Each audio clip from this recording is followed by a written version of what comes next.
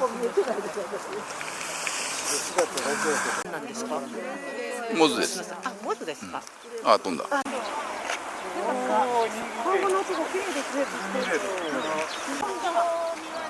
朝が飛んだ。でももう大きさによって違う気もしますね。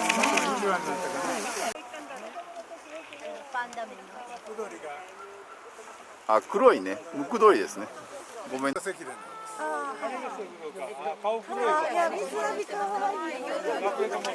うん、これ見る価値ありますよ。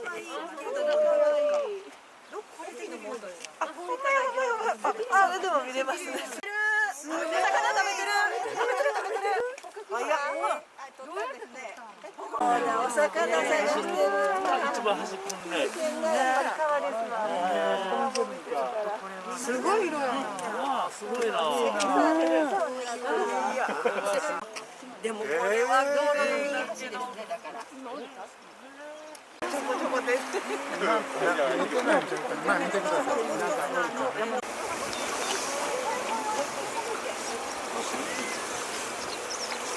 っこいいよ。あと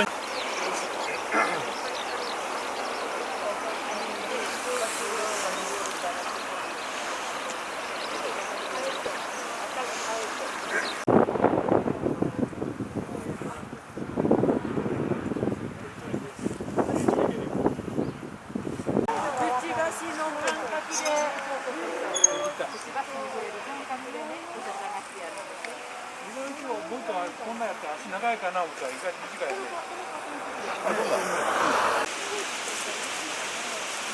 写真ついてるのこれ。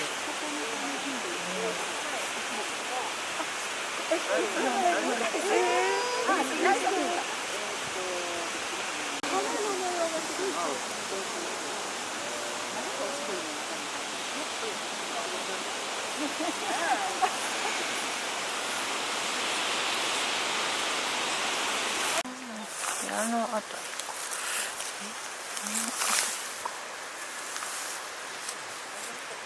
左側、奥の木の左のちょっと Y の字に。